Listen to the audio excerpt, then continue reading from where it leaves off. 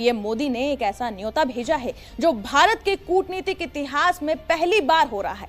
PM Modi ने चुपचाप Trump की सनक का काट निकाला है। मेरे पाकिस्तानियों, जर्नैलों के पास शायद यह आखिरी मौका है।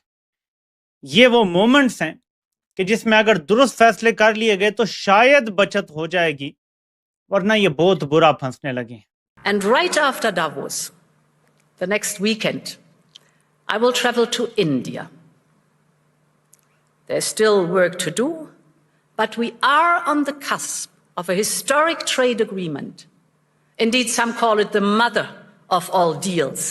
23 जनवरी को यूरोपियन यूनियन भारत के साथ एक ऐतिहासिक फ्री ट्रेड एग्रीमेंट यानी कि FTA साइन कर रहा है और यह वही समझौता है जिससे सभी सौदों का बाप कहा जा रहा है। इसका सीधा मतलब यह है कि पूरा यूरोप भारत के साथ ट्रेड डील कर रहा है।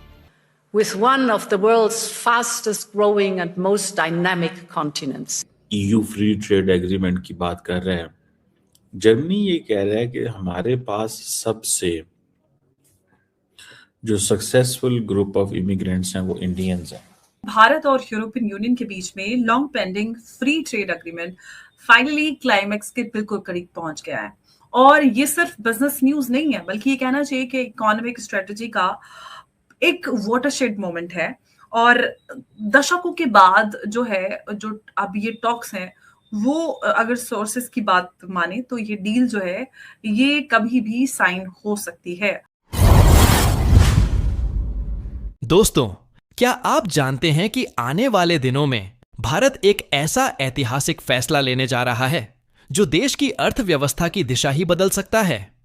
यूरोप के सबसे बड़े संगठन ने खुद यह संकेत दिया है कि भारत के साथ एक बड़ा व्यापारिक समझौता अब आखिरी दौर में है। यह कोई साधारण मीटिंग नहीं, बल्कि आने वाले वर्षों की आर्थिक तस्वीर तय करने वाला कदम है। खास बात यह है कि यह बातचीत भारत की ताकत, उसकी तेजी से बढ़ती अर्थव्यवस्था और वैश्विक भरोसे को दिखाती है। आखिर ऐसा क्या है भारत में जो पूरी दुनिया को यहां आने पर मजबूर कर रहा है? वीडियो के आखिर तक बने रहिए क्योंकि असली कहानी अब शुरू होती है। देखें, जहां तक ताल्लुक है ये मौजूदा सूरत हाल का, ये अमेरिका एक स्ट्रगलिंग सुपर पावर है जो कि इस टाइम पे एक ऐसी डूबती कश्ती है जिसको ये तो पता चल गया है कि उसके पेंदे में सुराख हो गया है, लेकिन अब क्योंकि उसका हुजम इतना बड़ा है कि वो जो है हाथ पैर मार रही है और जाहिर है जब हाथ पैर मारती है तो उसकी वजह से बहुत सारे मुमालिक जो हैं उसके हाथ पैरों से जो है वो जद्दोकोब हो रहे हैं। अब ऐसी सारी सूरत हाल के अंदर एक दो चीजें बड़ी वजाहत से हैं। डोनाल्ड ट्रंप साहब जो हैं इन चीज का इदराक रखते हैं और यही वजह थी कि अपनी इलेक्शन कैंपेन के दौरान उन्होंने ये कहा था कि हम जो है वो अमेरिका फर्स्ट का नारा लगाया था, white man first, white man supremacy की बात की थी। ये जो हो रहा है ये जानबूझ के जो हो रहा है और जो मूडी कर रहा है, it is very similar to जो इजराइल कर रहा है गाजा में। ठीक है।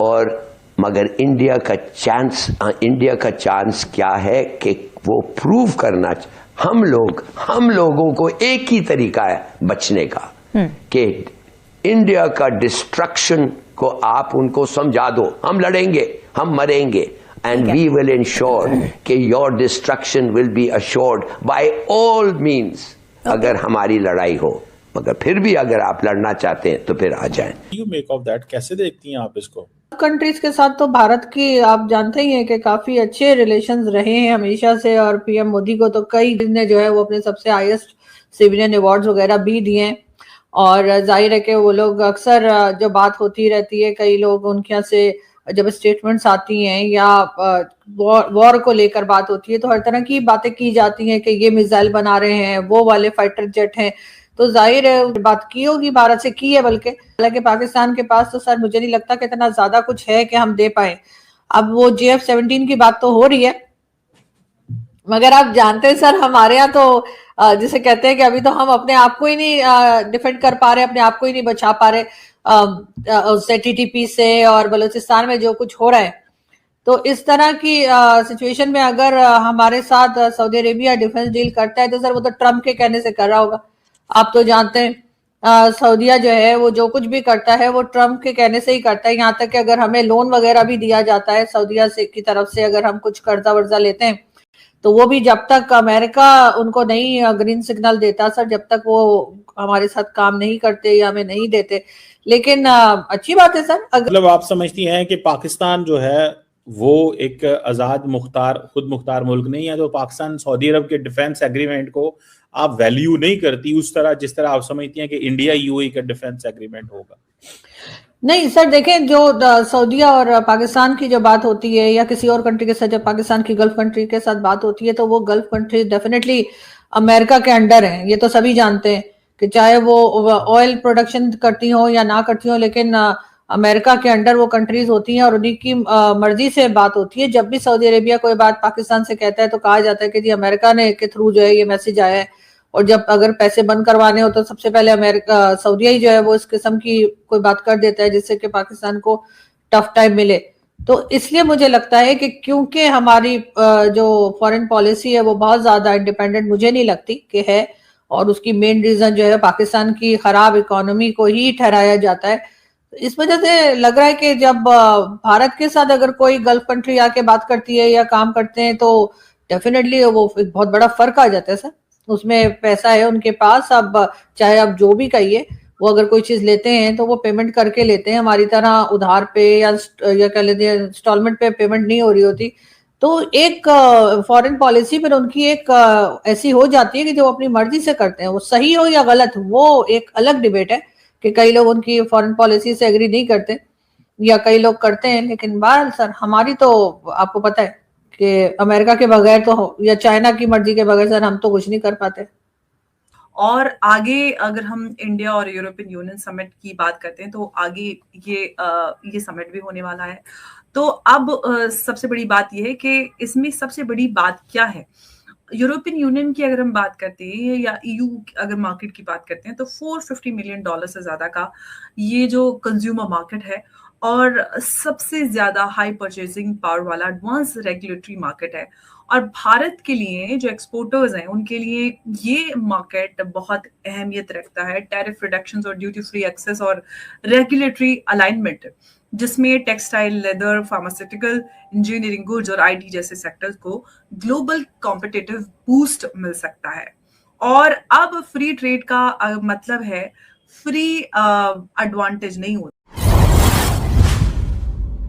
दोस्तों, भारत आज सिर्फ एक देश नहीं बल्कि दुनिया की सबसे भरोसेमंद उभरती हुई आर्थिक शक्ति बन चुका है।